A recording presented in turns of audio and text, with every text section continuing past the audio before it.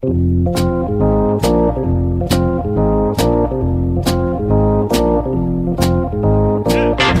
us a little bit about what you saw and being able to relay that message to Cora when you watched Kimbrel pitch and kind of help out so he wasn't tipping his pitches.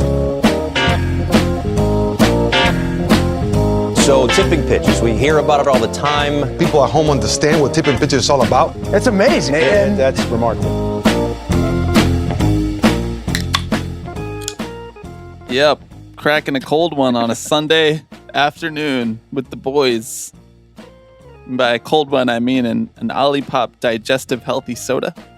No free ads. However, I have at multiple times reached out to Olipop and asked if they would like to sponsor this podcast, which we have repeatedly told people is ad-free on principle, but it's actually ad-free because no one wants to sponsor it. And Olipop has said, you are welcome to post about us on Instagram. And I was like, that's not really what I asked, but thanks anyway. Thanks for the response. Right. But then you decided you would keep advertising them on our podcast anyway. The product is just so good, you know? Right. What you can't say, I am a critic of capitalism, of course. But what you can't say is that I'm not honest about the brands that cut through. Olipop, Major League Baseball, Chevrolet, Coca-Cola. What else? Should I keep going? Sure. The microphone brand. Mm-hmm. Anything else? It harkens back to a time when this country actually made something. And now our country is run by the people over at Google, who they've let us know that it's a whole new ball game with AI. This is a tweet from dead_baseball on Twitter. They asked Google, who was the home run leader in MLB in 2021? And Google returned the search. Salvador Perez led 2021 MLB in home runs with 48, followed by Vladimir Guerrero Jr. with 604, Shohei Ohtani with 537, Marcus Semien with 652. He's third, by the way, 652. And Fernando Tatis Jr. with 478. That's AI. That's what this country makes now. Mm-hmm. What's going on there? What? I was about to ask you the same thing. Those can't even be the home run distances. Because no home run hit by Vlad Guerrero Jr. went 604 feet. No, it sounds like a list of all-time home run leaders and a list of current baseball players got merged somehow. Right, but followed by Vlad Guerrero Jr. with 604, and then Ohtani with 537, but then Marcus Semien is in fourth with 652. So what, does that surprise you? You think he couldn't do that? What we've learned here is that not only the contract that he got after 2021 makes a lot more sense to me, I'll just say. You're just bitter because the A's didn't give him that contract. Okay. Right, exactly. I saw him with my own eyes hit 400 whatever home runs. 652 home runs from Marcus Semien. Oh, he was six. Got it. Okay. So what AI can't do is answer the question, number one. And it also can't order numbers by magnitude. So we're talking about like a kindergarten level of analysis here. It's a whole new ballgame with AI, though. StatCast powered by Google Cloud. Whole new ballgame, AI. It is really funny that AI just kind of perpetually is going to be able to do most of the things that folks say that it can do right now. And the remaining 20% is throw in things that have never possibly been true and likely never will be true. And it's up to you, the reader, to figure out what that 20% is. This is just too delicious of a cold open for me to resist. I originally had planned to start the cold open by tipping my cap to one Michael Bauman, came on the podcast last week, Power Brokers Draft. We put the poll up on X the Everything app. Please vote in our polls on X the Everything app, where democracy happens. And the result of that poll was that Michael Bauman won 44%, followed by me at 30%, followed by you at 26%. See, the normies got into this poll. That's why you got 26%. They were like, Dick Monfort, he's the owner of the Rockies. They're an embarrassment, but they're the normies. They don't understand how much power he wields. You got hosed. I'll give you that. I think that I did not follow proper, polling hygiene practice. The teams are referred to by our last name, and then the poll asks which team won by first name. And I think that likely threw off a lot of people. Oh, you think all the people voting for our poll didn't know that you're Team Baisley? Right, exactly. Interesting thought. So you're saying, look, the straws are all around restart. me, and I'm just trying to grasp them right now. Scrap it, restart, redo the election is what you'd like to put onto the podcast? What I'm saying is they have to recount the votes. Congratulations to Michael Bauman. Kind of foul play, frankly, choosing Donald Trump first overall, putting it onto Twitter. The guy polls well on Twitter. We know this. Mm-hmm. Yeah. That's little the crowd you want to pandering, associate if with. you ask me. Okay, we have a good episode lined up for you today. We are finally going to talk at great length about the Fanatics and Perfect Game crossover event of the century, doing really good stuff for the world, doing really good stuff for the baseball community.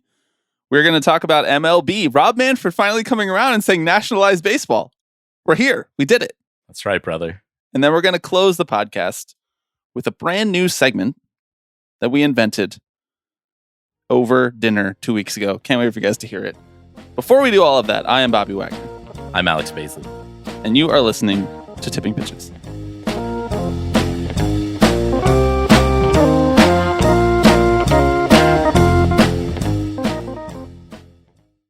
Alex, we're kicking this week off by talking about your good friend Michael Rubin over at Fanatics and all of the fine folks over at Perfect Game who are trying to bring access to baseball development to anyone and everyone who is willing to pay them hundreds of dollars every couple months. This is something that we discussed on the Patreon feed a bit this past week. On Thursday, we had a 3 Up, 3 Down, which we are doing every other Thursday on the Patreon feed. You might have noticed a random 15-minute teaser dropped into your feed on Friday last week. That's what that was. You can sign up for the Patreon at patreon.com/tippingpitches.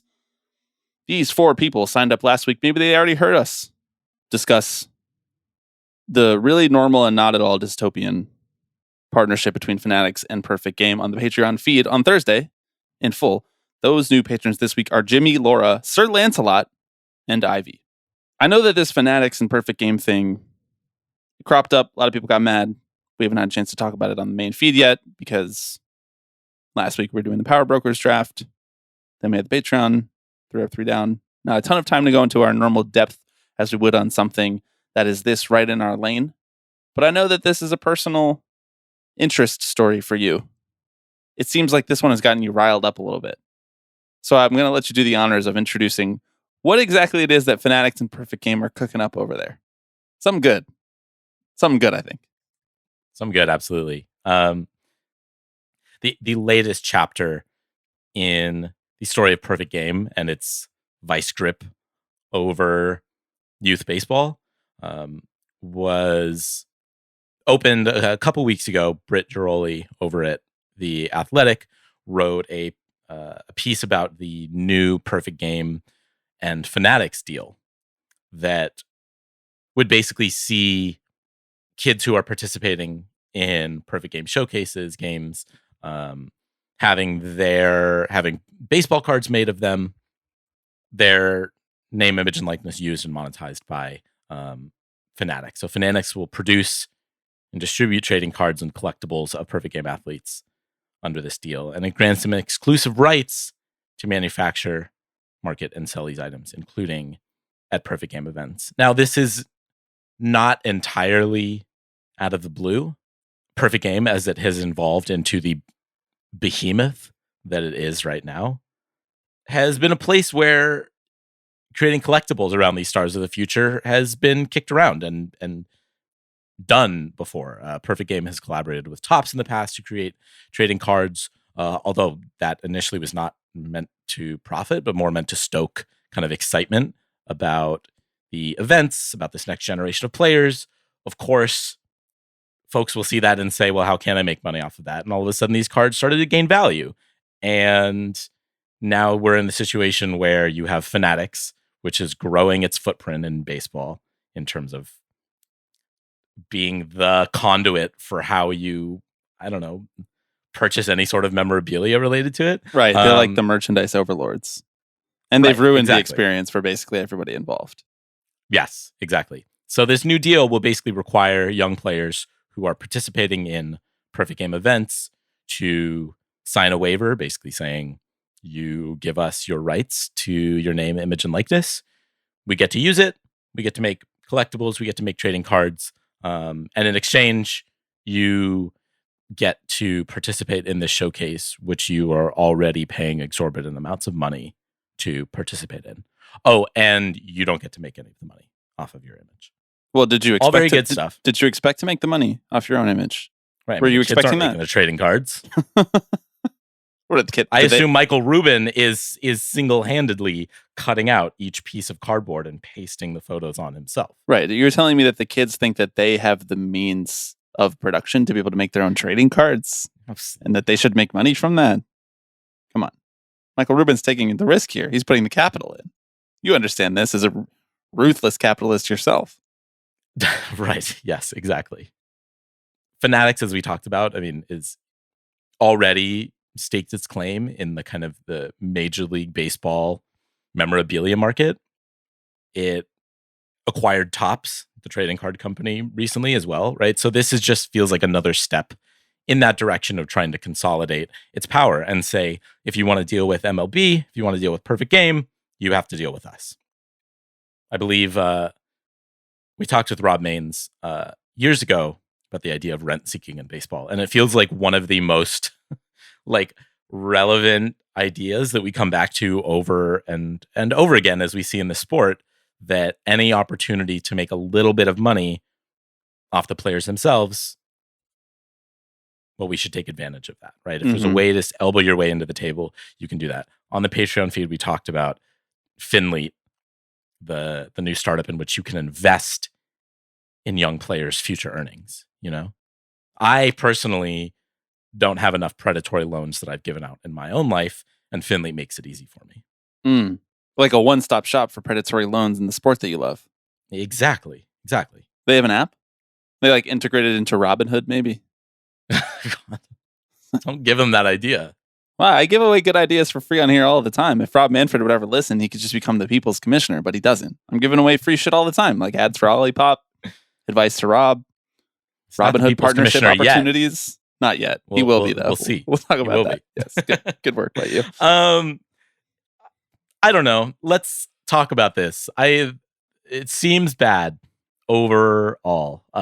It's worth noting that agents kind of across the board are rightfully calling out that the young players are probably getting a raw deal. You have players who want to be seen by Major League scouts, you know, through which Perfect Game is the place where you can do that. It is the premier space for competitive baseball players, for better or for worse, right?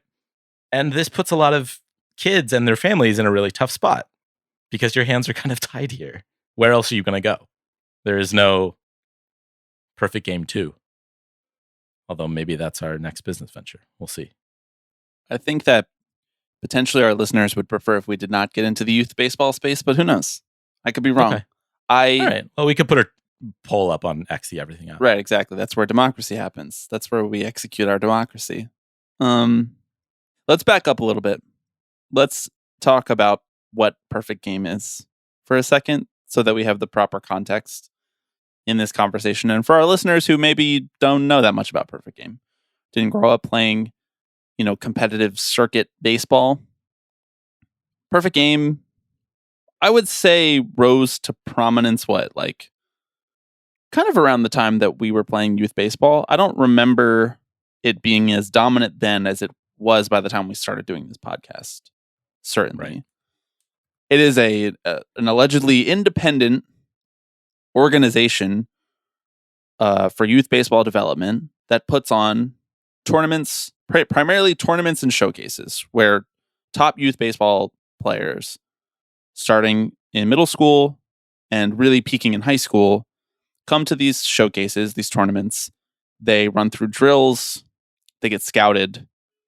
I joked on the Patreon feed that Perfect Game will charge you about $1,000 for them to radar how fast you throw from shortstop to first base, because it seems like every time you see a Perfect Game video, it's like someone with someone taking a ground ball at shortstop and throwing it as hard as they can to first base, as if that is something that you have to do all the time. Right. Like that's what makes you a good baseball player, right? It's like, I'm going to get a cherry hop ground ball at shortstop and I'm going to throw it 109 miles an hour to first base. First overall pick. That's me. Mm-hmm. But they put on these drills. They have coaches, instructors, scouts. They have become a national organization. They pretty much are, like you said, the behemoth of youth baseball development and scouting, and thought of to be more advanced than like school baseball, because you have such a variance between how competitive a high school baseball team could be. And whether it's like a public school or a prep school, whether scouts are going to come all the way out to your high school baseball tournament to see it. This cuts out the middleman in theory, even though it more so replaces the middleman and makes it easier for scouts, MLB teams, college scouts to come to a showcase and say, oh, okay, I see this person. I don't have to go watch their high school baseball game in order to see this player. I can see them against competition that I think is also good. It's not the worst idea in practice, but as you said, and as we've discussed on this show, Perfect Game is a textbook example of a rent seeker in the baseball world. They charge families hundreds of dollars for you to be able to come to this showcase because they say that it pays for the cost of doing business of putting these showcases on. Sometimes these showcases happen at major league venues. Some of the most famous videos of high school baseball players were probably at like Perfect Game events, like they put on a home run derby. They put on like all-star matchups by grade level. Like they do all of this stuff. And it's supposedly to give you a chance to be seen. But the problem is, as with all things in youth sports development, baseball is no exception. In fact, baseball is probably like the shining example of this. It's pay to play, man. Like you got to pay your way to get there. And I'm sure Perfect Game has some sort of like, to borrow a phrase from our friends over at Ticketmaster and Live Nation, dynamic pricing. I'm sure that there's some sort of like there's probably like some sort of like Perfect Game scholarship or like cost relief thing that you can apply for, but it's like so few and far between for you to be able to have the opportunity to go to Perfect Game. You have to be both good enough to get invited and you have to have the scratch cash to be able to pay your way to go there and be seen. So we're already weeding out so many people, and we're already taking away those who maybe don't have the financial ability to pay their way to get there, or maybe just geographically, or if we're being more honest, has less to do with geography and more to do with like intentional segregation, don't have the ability to be seen by someone who might invite you to a Perfect Game showcase to begin with. And all that leads to like a lot of top prospects being left behind by Perfect Game, which is a sort of separate but interlinked issue. And then on top of that, they double down with something like Fanatics. They double down and they say, you already had to be in the 1% of the 1% to even make it to this point. Now, in addition to that, you have to be willing to stomach the fact that we're going to sell baseball cards of you, sell merchandise of you when you're a teenager, and we're going to make money on that so that we can make it more sustainable for Perfect Game. And Fanatic can take their cut of the pie too, because they always have to come in here and be like, hey guys, we're here. What can we do? How can we make things worse for everybody? How can we make things worse for the majority of people so that Michael Rubin can make some money? You have to be willing to just be like, fine, whatever. That's okay. I don't need that money. I don't need my cut of my name, image, and likeness. And so ultimately, like, what is this doing? It's just making it less palatable to be a youth baseball player. Why would you do this?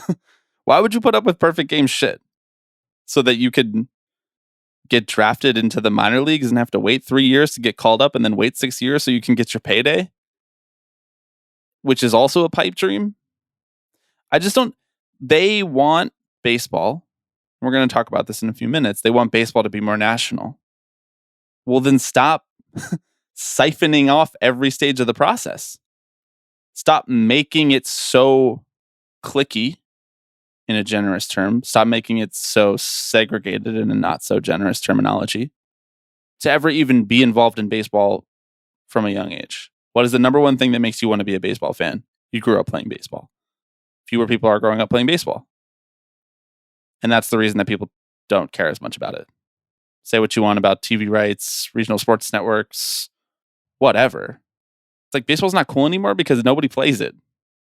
As we have had these conversations over the last few weeks about this story, about Finley, about other similar stories, I have found myself coming back to this idea of like, what the point of this is. Like, why do we watch baseball?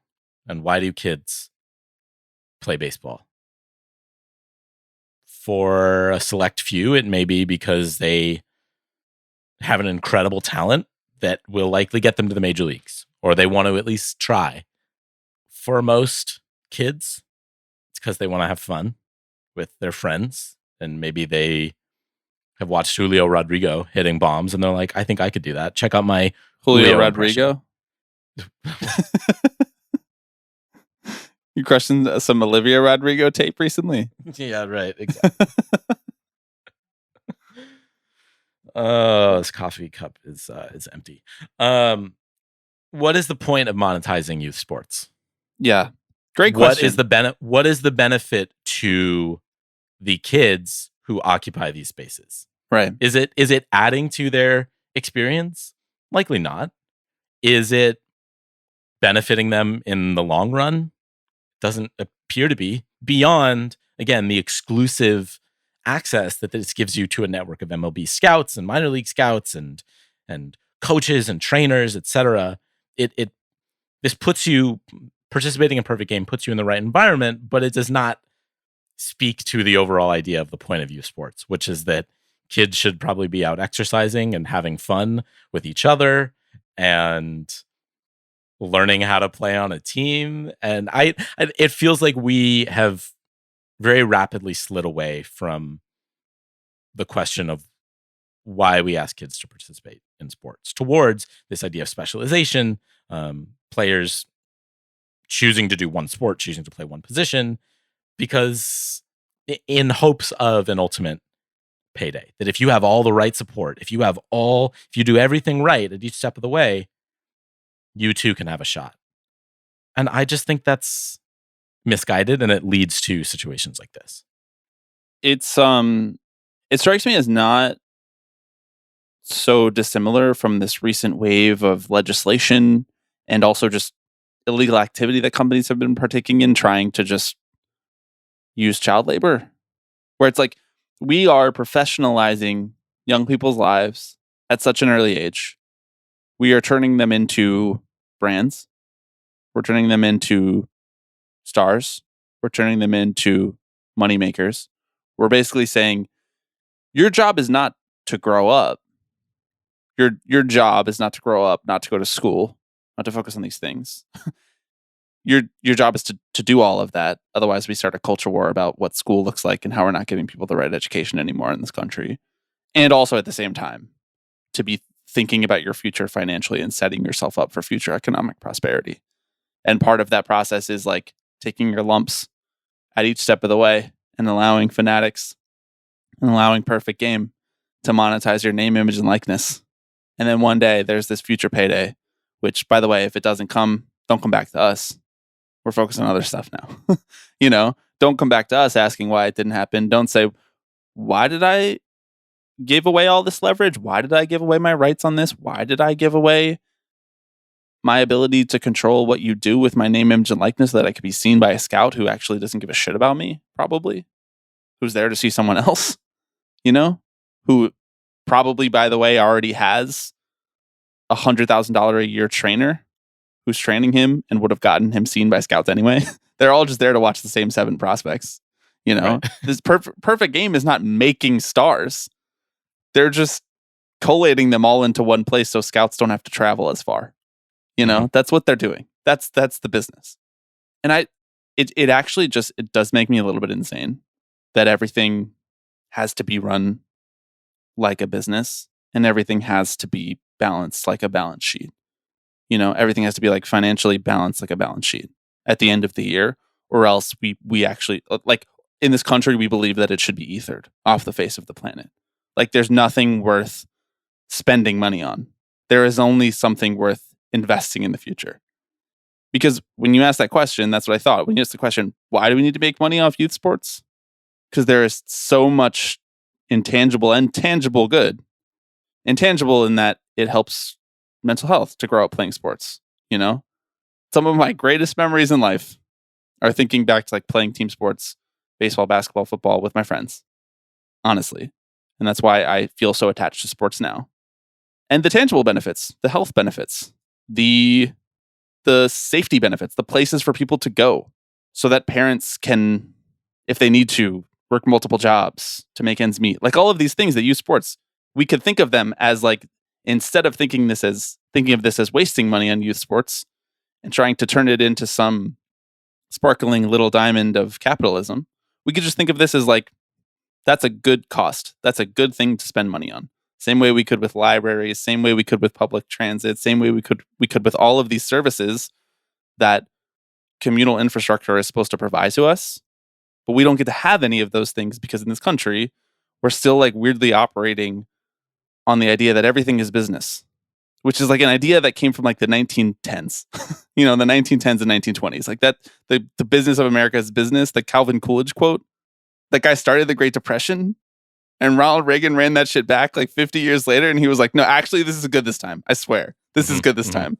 Wolf in sheep's clothing. We're okay with it. Like we should have just like 30 minutes in. Can't be talking about Reagan. But you know what I'm saying, right? You understand what I mean. I do.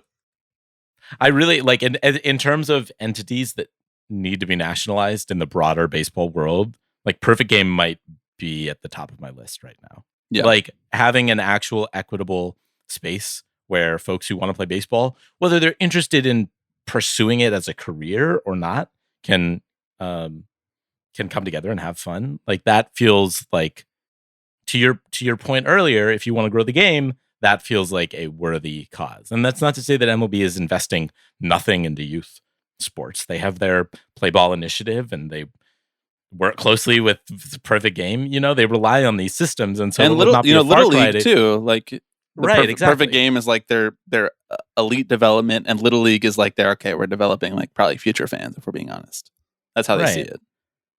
I don't know. I just, when you're talking about 15 and 16-year-olds who are needing like, who are being advised to maybe bring a lawyer into the room to sign the contract so that you can go play in the showcase tomorrow. Like we've gone too far. We need to shut this down until we figure out what's going on. Reset. Literally. This is a 5-alarm fire. What are we doing? Please stop. Yeah. Make it stop.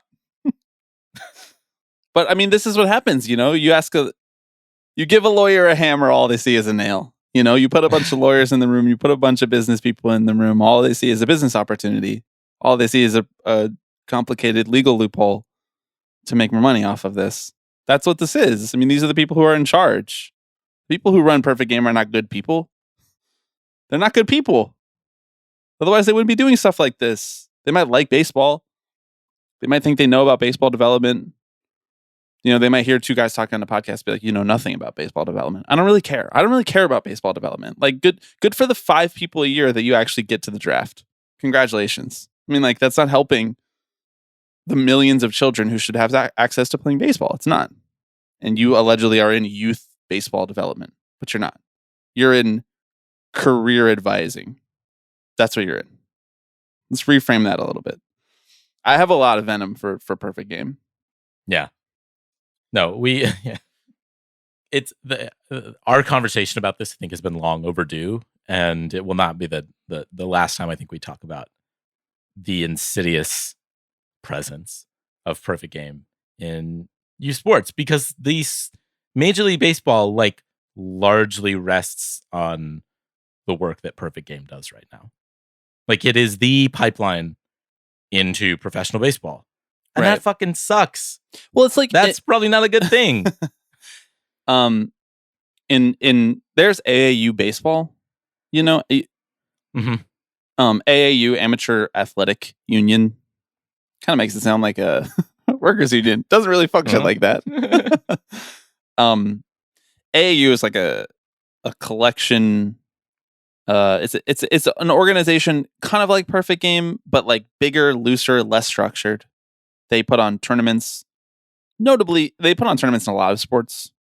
Football, soccer, baseball, you form a team that is not associated with a school. Basically, it's like a travel team, like a club team, and you go to these tournaments that AAU puts on. They have national championships. It's huge in basketball, and it's problematic in a lot of ways because, well, it costs a lot of money for a lot of these teams to start, but it also prioritizes the type of youth development that maybe doesn't actually make you a good player, but because you play like 8 games in a weekend for a basketball tournament and you're not actually getting that much out of it besides running yourself into the ground, and you're trying to win, you want to win in youth sports because everybody wants to win. But you're maybe not working on actually becoming a better player and setting yourself up for the future anymore. But AAU could be fun. I had a great time playing AAU basketball growing up. Even that is better than perfect game. Because what AAU is saying and what AAU culture is saying is like, get your team together, pay the tournament fee, come here, play. It's a competitive tournament. They're not saying like pay us hundreds or thousands of dollars a year to ever even set foot in the door and be seen by anybody. So it's like an even more elitist interpretation of an adjacent to school sports development. You know, honestly, I know that we've talked about doing more of an in-depth look at like youth development. We did an episode with my old coworker Ryan O'Hanlon a couple of years ago about the differences between youth development in soccer in largely Europe, but much of the international world, the club model versus how youth development in baseball happens here, or even how soccer development happens here. We're probably overdue for another state of the game when it comes to youth development here, and bringing on some experts and talking about really what this picture looks like, updating our interpretation of it. But like, the more I think about it, the more it seems like it actually should just be more tied to school. It should be more tied to like public education. It should be more democratized in that way. Because where you start getting into tricky territory is like trying to imply that the club version, the private version, which, oh, by the way, is hundreds of dollars more expensive every year, thousands of dollars more expensive every year, is better, is more elite, is more conducive to setting you up to be a better baseball player in the future. And that might be true because we've abandoned schools. We've abandoned budgets. We've abandoned funding public education and everything that comes with it. So it's such an interconnected problem. All of these things create the vacuum that opens up space for something like an AAU or something even more sinister like a perfect game. Yeah, I mean, I think we are hurtling towards a world where there will need to be serious reforms or like legal safeguards on this sort of thing, which is always good when that conversation pops up the same time you have a new business venture, you know? It's like we are already having to anticipate how we're going to have to put safety measures around this to protect your core market in the future, which is like how this works, right? You ask for forgiveness later. You don't say, what is the right way of going about this? You say, well, we've found the way that'll make us the most money, but is not by the book illegal right now. And then we'll deal with the fallout when it happens. And we'll work with the regulators and the politicians and the parents. Probably not them, but like, you know. Some of the parents. We'll work with the necessary parties to make sure that we can continue to do what we're doing, but that everyone else feels like hunky-dory about it. We'll work with the parents who know the politicians and the regulators. Right, exactly. Because now you set a precedent. Now everyone, it's like, all right, well, Fanatics and Perfect Game already have a relationship. So what do we do to make sure that they at least have a good relationship? Like you move the Overton window on what is actually possible in youth sports. Alex, speaking of Byzantine structures that lead to baseball leaders trying to squeeze the most juice out of the orange. How about that for a segue? Wonderfully done. Let's talk about TV rights. One of our favorite topics of the last 2-3 years. Not sure if you've heard. Cord cutting, number one. RSN's struggling to make money. Mm-hmm. Having a hard time Diamond Sports Group, tough time negotiating with Comcast. Comcast came to play hardball. And they are not showing Diamond Sports Group, Bally Sports on their channels, which means 14 million people across the United States just can't watch their teams. They just can't at the moment. And all of this confusion, all of this uncertainty leads quite a few people to ask the people in charge, such as Rob Manfred, what's going on? What's the future of watching baseball look like? This is a question that has been posed to Rob Manfred many times because we see the momentum of the regional sports network model starting to run out. However, we know that that is something that financially teams have staked their entire liquidity on, more or less. They have money. They get wired tens of millions of dollars from cable channels, from regional sports networks. And then the rest of their money is tied up in loans. Very complicated, low-interest loans that people at Morgan Stanley and JP Morgan are very happy to give over. Don't forget Bank of America, Merrill Lynch. Can't leave them out. Of course. I never do. And so this is a big issue. This is a big-ass problem if that money stops coming in, because then all you have is loans. Where's the money coming from? You know, there's gate receipts. Cool couple, tens of millions of dollars a year. We could make that work, right? No, probably not, actually. Well, but that goes straight to the field, so it's not like the owners ever see any of that money anyway. Well, no, I thought that actually goes to the workers, right? I mean, they get paid handsomely. Everybody who serves you a hot dog is really getting their fair share, Mhm. So there's a story written by Evan Drellick reporting that the league, namely Rob Manfred, who is going to be commissioner until 2029, so he has 5 years to turn the tide on this or to start to try to plant some seeds about what this might look like for the next commissioner, who we know is going to be your friend and mine, Morgan Team Sword. Baisley's very own Morgan Sword. Morgan, please come on the podcast. We'll be friendly to the Sword regime. We will. This is we have to start planting the seeds now. Right. You know? The olive branch growing right here out of my microphone stand. It's going out the window. It's leading its way to Fifth Avenue. Okay. Mm-hmm. We can be the place where you reach the other side. We'll come to him. We'll bring some microphones. We'll bring a kit. We'll go to Fifth Avenue. We'll go up to the commissioner's office. All he has to do is sit down, talk 15 minutes, in and out. Done. Time it takes you to eat a sandwich. All right? It'll be perfect. Change hearts and minds. Morgan, hear me out. Rob Manfred seems like he's starting to plant seeds that they need to explore other options. That the RSN model is okay for the short term, although turbulent for some teams, smaller market teams notably. Medium term, starting to look a little sketchy. Long term, definitely not. Definitely not. We need to explore, as it was put by Indrelick's reporting, we need to explore nationalizing these rights, which is something that the NFL has had success with because it has lesser inventory and it is also much more popular, where all of the rights are sold as part of one package, which means they wouldn't be broadcast on cable channels that are only available to people in a certain mile radius. They'd be broadcast on channels. They could be cable or they could be basic cable that are available in theory to everybody in the United States if you have a television package. Or, more interestingly to you and I, young millennial Gen Z cusp that we are, they could be broadcast on streaming. And maybe they could sell those rights separately, or they could sell them as a package. It's all very confusing. Byzantine is the word we keep coming back to. Love that word. Great podcast word. What do you make of Rob Manfred saying, maybe it's time to centralize all these rights together and sell all 30 at once?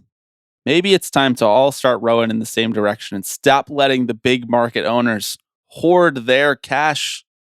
We need to spread it out more evenly. Socialist Rob Manfred? What say you, Alex Baisley? Mm-hmm. Mm-hmm. Socialism for me, but not for thee. I think I would love to hear how the Steinbrenners reacted to this proposal. Well, we know George sent his spirit out of the earth towards Rob Manfred to scare him at night. Yes. You think Rob Manfred gets night terrors from George Steinbrenner just hovering over his bed? Don't take away yes from me. I think so. Yeah. Okay. If we get rid of yes, does that mean we can get rid of Michael K? Because I could get behind an idea like this. Okay. All right. See? Now we're talking. This Single issue voter. Exactly. If Joe Biden came out in one of the 2 presidential debates that he's going to have with Donald Trump, which we're going to, live podcast afterwards, both of those. Yeah. Knowing that the number 1 power broker is on the stage. If Joe Biden came out and he was like, listen, my only issue is we got to fire Michael K. I'd be like, you actually do have my vote now, Joe. Yep. You actually do. Speaking to the common man. And as we know that Joe Biden needs to win over New York. That's a tough state for him. Right, exactly. I think it's great. I think it's a little easy for him to say right now after the past decade of sort of chaos surrounding how MLB games are distributed. I think that it would be uncontroversial to say we need to find a better way to do this. And this is an idea that is also not new, right? It's been kicked around that Major League Baseball might be interested in trying to claw back the local media rights for its teams, the in-network rights, right? MLB already controls the rights to games that are out of network, right? Which is why you can market watch out of market. Out of market. Yes. Yeah. Which is why, in New York, I can watch A's games or Mariners games, and also why I can't watch Mets games or Yankees games. Mm-hmm. That's why you and I had cable in college. Correct. Which is sick. Such a sick move. We had the gigabit connection and cable. We were living the dream. We were like, should we get a corded phone? Question mark. They came and installed it. I know. Sometimes it would ring and it would always be a telemarketer, but I would always get excited. We'd be like, how did you find this number? Are you just going through the phone book? Do you think we were listed in the phone book? I never checked that. No. How often does that get updated? Can I just walk to the store and buy a phone book? Here's a question. If you walked out of your front door right now, where would you go to find a phone book? I don't know. Kind of an insane concept, right? In the 21st century, I understand why it made sense. I don't. That's fucked up. You have to pay to take your name out of the phone book. Otherwise, all this discourse about doxing these days, we just dox people routinely. Mm-hmm. Crazy. They would just give them to you too. You'd come home from work and there would just be a phone book. They'd be like, "Hey, we just updated it. We got the new one with your neighbor in it." It's like the baseball prospectus annual. Right, exactly. Oh my God, this year's phone book came in. Did you ever try ripping a phone book in half? The trick about that is that you have to do it one page at a time. So you bend it so that you're only ripping one page at a time. Right. And then it looks like you're, I don't know. Did you do it? Were you able to successfully rip it in half? No.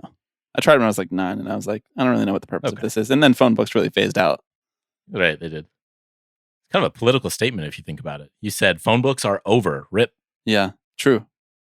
I didn't think of it as a political statement, but I often realize that things that I did when I was younger maybe were more political in reality than I felt they were. Right, you didn't realize it, but there was a fire that was burning in you. When I was listening to System of a Down talk about how they should send presidents to go die in wars, and I was like, "Fuck yeah!" And then you're like, "Hell yeah, why not? Better him than me." And then I revisited that and I was like, huh, I still agree with that. That's great. Good job. Right. Good job, 10-year-old Bob. Amazing phone book detour. This is the kind of stuff that you get here on this podcast. Yep. Yeah. I don't even remember how we got onto this. Again, I think the question is how you convince big market teams that this would benefit them. You don't? Which it wouldn't necessarily. Yeah. Right? I mean, you could argue that it benefits the health of the sport, which might benefit them in the long run, but that's not how owners think about running baseball teams. Well, they're all going to be dead by the time that matters. Right. Most of them. Exactly. Not Mark Walter, though. He's going to live forever. Yeah. I think that you're right. Fascinating thing. This is a wedge issue. This is a wedge issue between small market and big market teams, which means a lot of things, which means that it's a barometer. It's a litmus test for who's running hotter at the moment. The collection of about 22 small market teams, or those 8 big market teams who really can throw their weight around more so in that equation. Historically speaking, guess what? The big market teams. Probably not surprised to hear that. But in baseball, more so than in a lot of other sports, maybe at various times in basketball, and as Michael Bauman reminded us last week, in hockey, the small market owners have an outsized influence versus what you might expect. But the big market teams usually, because they pull in the most revenue and they create the most fans, they have the most soft power and they have the most financial power, the hard power. But it's interesting, right? Like, is there a blended version of this where, like, because here's the logistical problem that Rob Manfred runs into. Let's just say the Dodgers, for example. I think they have the longest cable deal at the moment. They signed it. It was like 25 years. It doesn't expire until 2038. So that's 9 years after Rob Manfred would be out of his commissionership. So he could never actually put anything into practice that doesn't either not include the Dodgers and other teams that have longer cable deals or would opt out of doing this, like the Yankees, for example, or the Mets. Or they would have to buy those contracts out, which would be very expensive. You'd be expecting probably the partner to buy those contracts out in order to be able to stream those games or to broadcast those games nationally on television. That's a lot of money up front. A lot of money up front. The Dodgers make like the Dodgers cable deal is worth like over $1 billion. You know, it's too much money. It's a prohibitive amount of money just for one of the 30 teams to have it bought out. So I don't know. It's creative. It would have to be more in conjunction, and maybe there's a version in which it's weighted, like the national money is weighted more towards the bigger market teams and the owners sign off on that. But if there's any form of revenue sharing, the MLBPA has something to say about that, because all revenue sharing is collectively bargained. So that makes this next CBA maybe the most important CBA since the strike, even though we just went through a lockout, because the MLBPA would have to agree to changing the terms if the league would like to go forward with this. If they don't, if they still want to sell them team by team, then obviously that doesn't change much. But if the league would like to go forward with a national broadcasting package, then the MLBPA would have, because, you know, they'd be negotiating those deals over the course of months and months and years, and they'd be trying to put them into effect on a longer timeline than the collective bargaining timeline. So there, talk about, again, a wedge issue. Is MLBPA could really wedge themselves in there and say, well, we basically have to approve this, so you have to give us what we want. Otherwise, this whole plan blows up. I can see a lot of discourse around that. I can see a lot of discourse, like a lot of people stupidly being like, well, the MLBPA is the reason that you can't get your games nationally. I already foresee that take in the year 2026. But it's a fascinating issue with just like a million different angles that all affect it in kind of unknown ways.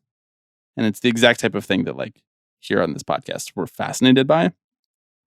And across the United States, most people don't even know. Yeah, I mean, I feel like the most realistic path forward is a kind of an incremental approach, right? I don't think Rob Manfred will not come out tomorrow and say, we've done it. We've nationalized the TV deals. I mean, and I hope he doesn't, because then he'd scoop our next t-shirt idea. But he could make the announcement on this pod, and then we would know when it's going to happen. Be a good place to do it. I'm just saying. Hearts and minds.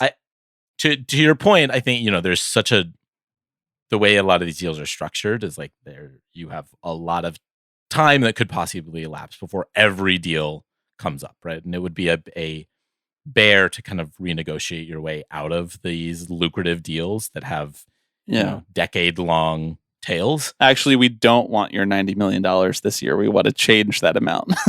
Yes, exactly. So that feels hard, but I can see a world in which, I mean, you know, in the wake of the Diamond Sports Group, not to be confused with Diamond Baseball Holdings, in the wake of the bankruptcy, MLB has clawed back the rights to the Diamondbacks and the Rockies and the Padres. You know, now it's not enough to launch Like, I don't think there's enough value there to launch an exclusive streaming service. That would be an interesting mix of teams that you would be signing up to watch. But there is a world in which, if this trend continues and if Diamond Sports Group does eventually say, you know what, we can't do it, we're out. Here, take your rights back. It's then like MLB could say, 17 okay, teams, right? That I think that Right. they would have access to.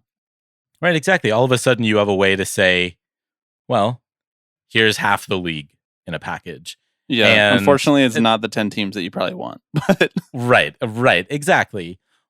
But if you structure it in a way that you can actually prove the value to both the fans and like the rest of the owners, then you maybe say, okay, you don't want to join right now because of your lucrative TV deal, but we do have this other burgeoning product that fans are interested in. So come back to me in a few years. what company is paying for that to broadcast that nationally without the Yankees and the Dodgers?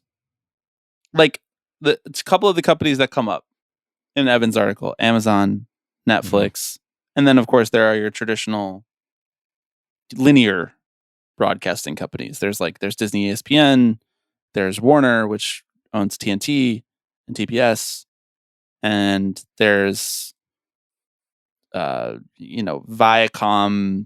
CBS, who is owned by Comcast, I think. Sure, yeah. Those are like the three players. Oh, and there's Comcast owns NBC. My fault. Viacom, CBS, and then there's Comcast, NBC. These are the major players in terms of talking about sports rights. The only reason I'm so plugged into this right now is because the NBA deal is up, and there's been a lot of discussion about where the next set of rights will go. Disney seems to have already re-upped for like double the price.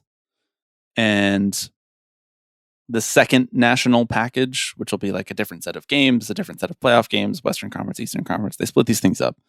Who gets the finals? Probably ESPN and Disney again. But to your point though, if they have more of a gradual approach, I don't see how that doesn't die on the vine in the time it takes to wait for the Dodgers to come in, or for the Yankees to come in. Because I don't think Amazon is just like, yeah, we're happy to give you $1 billion, but also not have Shohei Ohtani. I don't think that happens. So I think that it's like, we might have to give you $2 billion and claw back the rights from the Dodgers at the same time for this to even be a viable product that anybody wants to watch at scale nationally. Of course, everybody is still regionally going to want to watch their team's games. This is always going to be true. There will always be 162 game fan base for teams. But is that enough to justify the cost that MLB wants to charge, that team owners want to charge, that they want to rely on? Right now, it seems like no. Like right now, it seems like not enough people are actually watching to justify how much money they've been making on the product for the last 10 or 15 years.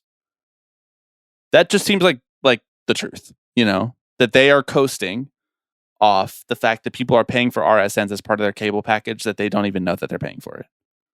Or they pay for it because it's part of a bundle and they want to watch Great British Bake Off or whatever. I actually don't think that's on cable, but you know what I mean?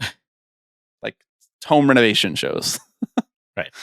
And they're also giving money to Steve Cohen. They're also giving like $2 to Steve Cohen every week. Of course. I think MLB gets left out of the discussions about cable packages, cable rights, because it's so spread out and it's so regional. And I don't hear a lot of people talking about it the way that they talk about football rights, the way they talk about basketball rights. But every time there is a new national basketball deal, what happens is like a ton of new money comes in, salary cap goes up, and they fight about it for 2 years, And that will happen to baseball too at some point. It's just a matter of what it actually looks like when stuff gets ironed out. It's funny to imagine Rob Manfred trying to line up the expiration of the cable deals the way that all of the major unions are trying to line up the expiration of their collective bargaining agreement so that there could be another general strike for the first time in like 80 years. Yep. It's like the corporate side general strike. I'm like, not so easy, is it, Rob? Not as easy as you think. I'm telling you, we could have a good time over dinner. Me and Rob Manfred. Book it. Where would you go? Nobu? Ruth's Chris. I don't know what that means. It's a steakhouse. Okay. I don't know. Is he Fucking paying? Or McDonald's. are you buying him dinner? No, we're going to McDonald's. You're saying let me show you how the other half lives, Rob. Yeah, and it's good. We're living good. We're eating McDonald's. We are living delicious. good. Yep. Delicious. Mm-hmm. Okay. I last had it like 12 hours ago. Wow. That explains the energy levels, which are great. Right. Yeah. Mm-hmm. Fighting for your life over here. Okay. That brings us to our new segment to close out this week's episode. Oh shit! I already forgot this was happening. This is why I take notes. I look down at my steno pad and I feel safe. Like a thunder jacket for a dog. Mm-hmm. Like, and they get really scared That's by what your something. steno pad is for you. That's what my steno pad and Pilot G2 pen are. Just, it's all brands today. All brands, all day long. It's like, even if I'm not really looking at it or using it, just knowing it's there and I could touch the paper. What's the steno pad brand? Let's check that. National brand. You'll notice all of the stickers that I won at your batch party too. I do. I recognize those. Yeah.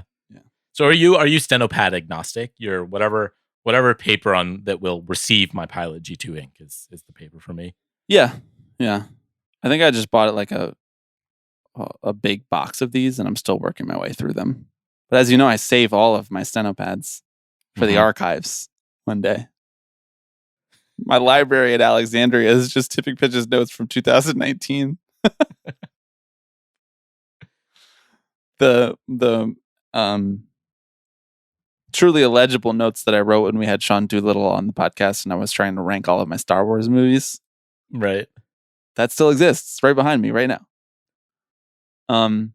Okay. So we have a new segment. It doesn't really have anything to do with baseball, although it could, week to week.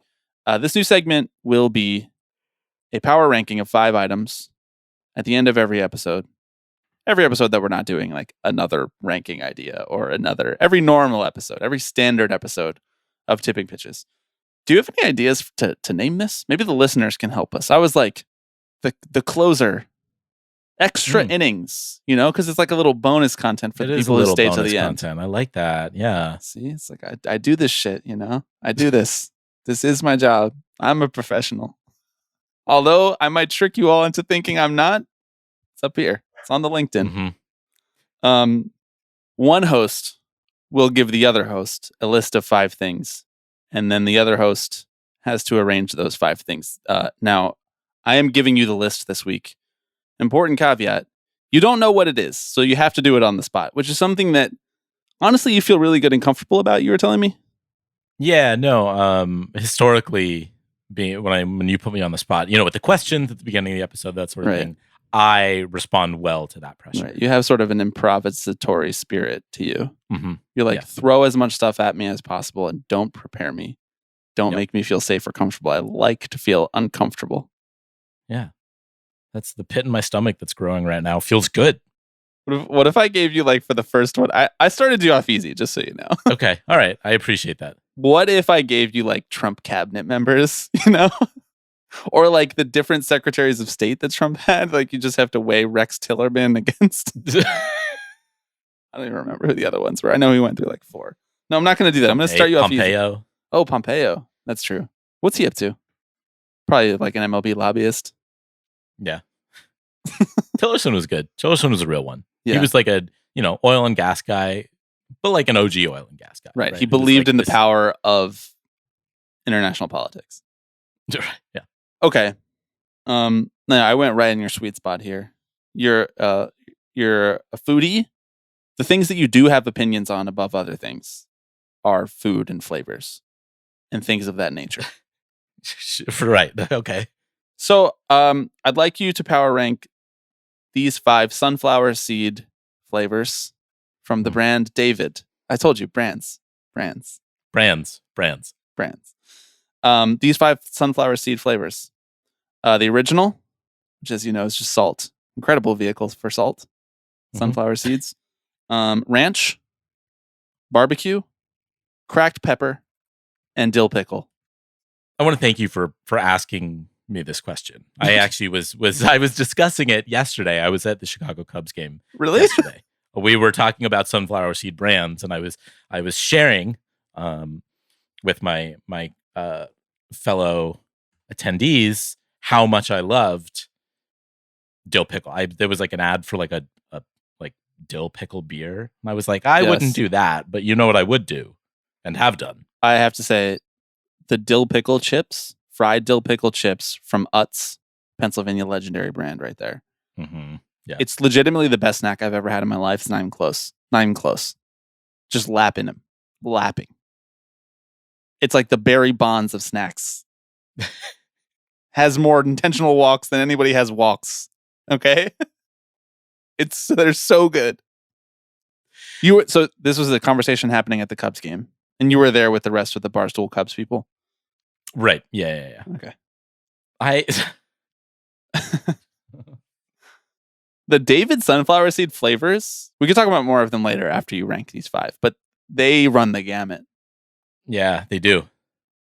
I will note that I actually will note this may be an important qualifier, that when I've had the dill pickle and cracked pepper flavors, I actually usually have the Biggs brand not Biggs. I usually have the Spitz brand. Okay. That's what was available to me. Is this an Oakland thing?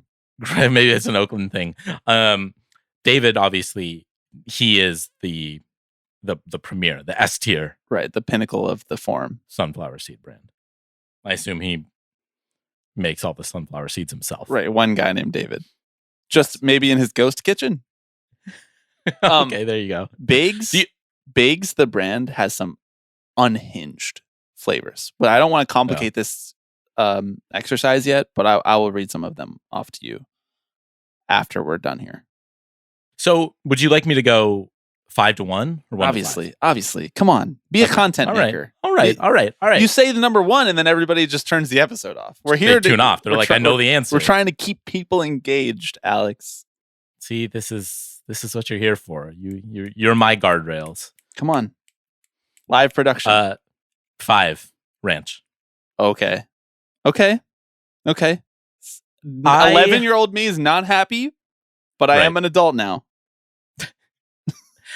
Now, worth noting, I would eat all of these. Sometimes I would eat most of these flavors within a single game, depending on who else is in the dugout with me. As a pitcher, I am a connoisseur of sunflower seed flavors because I was really only playing once every 3 games. So I'm just sitting on the bench being like, that one's better than that one. You're like, what's it? You find like arbitrage opportunities. You're like, well, he has some cracked pepper, and then my friend over here has some barbecue. What could I do with my ranch? A little 3-team trade potentially. Right. Yeah, exactly. How do these mesh together? How do these flavors mesh together? Exactly. Most of the time, not well. How can I create the blackened ranch dip that Popeyes gives me with my chicken tenders? Ranch is good, but it's, I think, the one that hurts my mouth the most after I've been doing it for the longest period of time. There's so much, even more than black pepper. Yeah, but like black pepper is somehow a little more subtle. Ranch is like so in your face. I know they put so much of it on there. It's so like it is the most coated, I think. Very powdery flavoring. Very powdery. It's very powdery. If you love to lick your fingers after you eat something, this is the sunflower seed for you. Because boy, it'll be there. No free ads. No free ads. The first time I had a ranch sunflower seed, I was like, fucking, we did it as a country. Congratulations to everybody involved in the process, to David himself, to all of David's cohorts and his friends. Yep. I was like 9. But I was like, do I need to eat anything else ever? Or can I just eat this every meal of every day? Yes. Next, I'm going to go barbecue. That's the right choice. I think barbecue is tough. Barbecue's tough. It's good. But again, one of those ones that I think has sort of diminishing returns. Mm-hmm. I will note it's been a little while since I have had each of these flavors and thought critically about sort of what it's doing to my palate and how my palate is receiving it. Right. You're like, ooh, and that's an oversight on my part. It's a little mesquite energy Right. to that. Exactly. Ooh, the cayenne to chili powder ratio on this is a little interesting. Not enough vinegar on this barbecue flavor. Yeah. I do ultimately like it, but it's a sweeter one as well. It is, I think, probably the quote unquote sweetest offering of the ones on this list. Yeah. You are more of a savory guy. I am more of a savory guy, as these rankings may indicate to you. Barbecue is, again, it's pretty delicious if you're just thinking about it on like maybe a half a handful of seeds or one handful of seeds at most. But if you're trying to move through half a bag throughout the course of a game, you can't eat anything else. Like, Yeah. When I've made this mistake as a child, eating a whole bag of barbecue seeds and then like trying to have a slushie or cheese fries after the game, it's like we're doing a lot to the digestive tract here. Coming in at number 3. I Now will it's kidding. say, Now I'm getting excited. No. I will say it's worth noting I enjoy all of the flavors on this list and would rank a bag of each of these flavors above most other things in my life, like outside of the sunflower seed world. So if we're power ranking everything that I eat or drink or just partake in, related to baseball or not, these 5 flavors of sunflower seeds are kind of up there. Right. You would rank all sunflower seeds above having to go to work, just to be clear. Well, yeah, that's for sure. So I say that because at number 3, I'm going to put dill pickle. Okay. Harsh for dill pickle. I suppose, but I love dill pickle. Dill pickle is amazing. It's just such a galaxy-brained invention. I know. Whoever did it, they were cooking. Literally and figuratively. Yes, yeah. I think that out of all the sunflower seeds on this list, it's probably the hardest to trade. Like, it's very divisive, Yes. I would say. Yes. Like, by necessity, you have to like dill pickles very exclusively. You don't necessarily have to love barbecue to love barbecue sunflower seeds or be a big ranch guy. In fact, I would venture to guess that most people who ate ranch sunflower seeds were not regularly eating ranch in the rest of their lives. You don't know what I was Maybe up to. You're right. You were pounding ranch. You were like, this Hidden Valley down the gullet. Well, thank you for naming Hidden Valley another brand. I will go back and tally how many brands. This is an incredible brand. How many brands we've named on this episode, and I will use that as the forward promo. But with regards to ranch, when my friends at Hidden Valley, they make a powdered ranch seasoning. My friend, try putting that on some popcorn. That is where it's at. Just a little drizzle on top of some popcorn. Mix that bad boy up. Now, okay, as they say, we are cooking with gas. Right. So, dill pickle, Right. a wonderful invention. I personally love it, and oftentimes it may be my go-to. One, it wakes you up a little bit. It's a little offbeat to your taste buds. Don't talk to me until I've had my dill pickle sunflower seeds. Put that on a shirt. So I want to be clear how much love I have for dill pickle seeds. I don't want anyone to mistake my placement at number 3 as disparagement of the dill pickle sunflower seed experiment. You're too nice. I needed you to like crush barbecue or something and be like, it's a horrible invention. It's disgusting. Whoever would eat that. Like, this is not going to go viral now. You've just been nice to every flavor. Damn it. I'll do it again. All right. Scrub the tape. Run it back. All right. Scrap the whole episode. Sunflower you want to seeds start are an from abomination. I'm not ranking any of these fucking things. You just walk off set. So you want to start the whole episode again? So back to the part about the AI. Okay. Mm-hmm. Yeah. Number 2, I'm going to put original. Oh, wow. Yeah. Wow. Yep. You see where this is going? There's mean, one option left. I hold on, wait. Let me consult my notes. All right, yes, I see where this is going. Yeah. Okay, you see where this is going. Okay, yeah. Original. It's hard to beat, right? It's universally beloved. What's better than a bag of original sunflower seeds for your nerves? It's like smoking, but without the lung cancer. You know? It really is. Put that on the bag. All right? John Middleton in shambles. Frankly. You know how much... Do you have any idea how much salt I consumed during the 2015 Mets World Series run? Mm-hmm. Yeah. Just a jumbo bag original sunflower seeds per game. All right. My electrolytes were probably so far out of whack it was never before seen in human history. They're so good. I will say the salt can be a little overbearing sometimes, right? It does. I think if you're watching a 9-inning game or playing in a 9-inning game, it's your cheeks are starting to feel it a little bit. They're a little raw, on the inside. It comes with the territory. It's worth it. But I do think that brings us number one. A little cracked pepper. You like a little spice in your life, black huh? Pepper. I do like a little spice in my life. By far the most complex culinary invention on this list. More complex than dill pickle, huh? I suppose maybe not. I suppose I maybe incorrectly was thinking about these in part based on their exchange value, as Karl Marx famously discusses, right? Mm-hmm. I was not necessarily thinking about it from a use value perspective entirely, at the very least. You sound like love dill pickle, but on the open market, very little value. You sound like Eric Neander. This is amazing.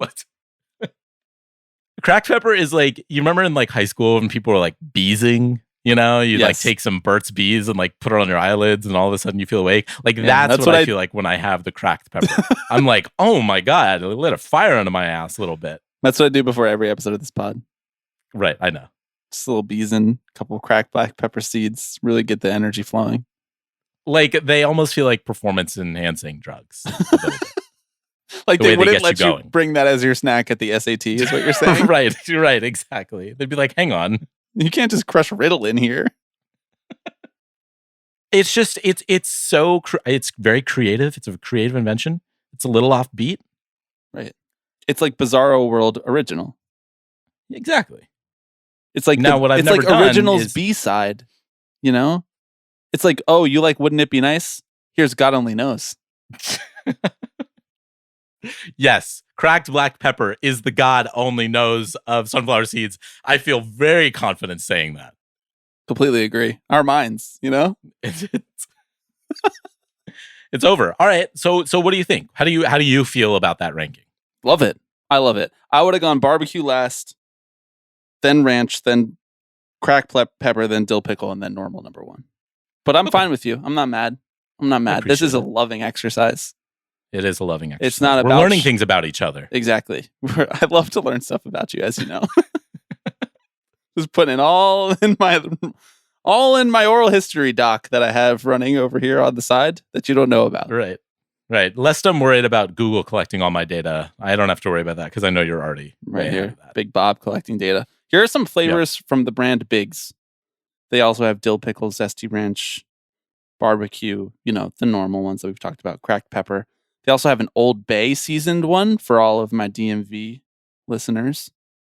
That's probably good but overwhelming, I would say. Yeah. Good but overwhelming. Small doses. Chile Limon. Honestly, I'm intrigued. Quite intrigued.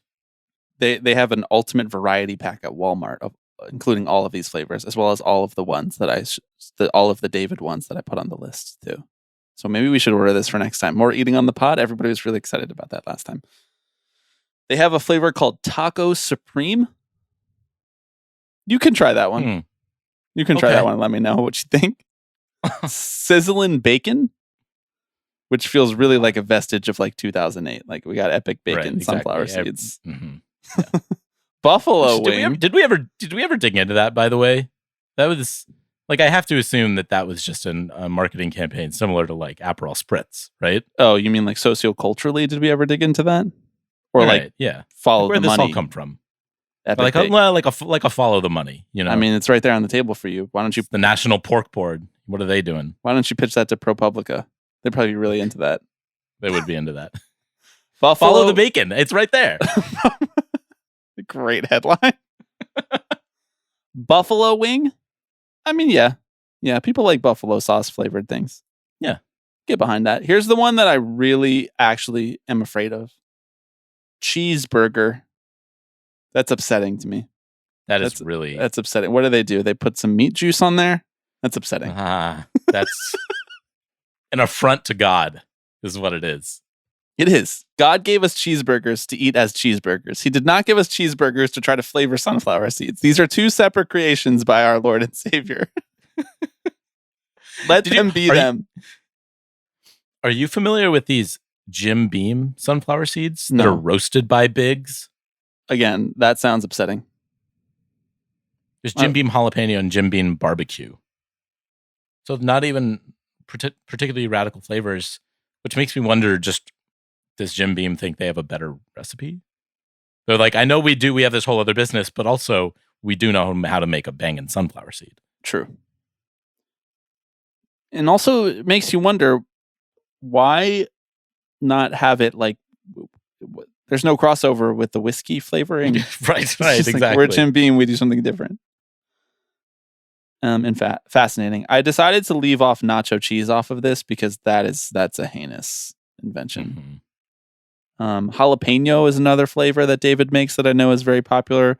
But I gotta say, jalapeno is oversampling these days at the grocery store. Too many jalapeno chips, not enough dill pickle chip options. So agree. That's my take.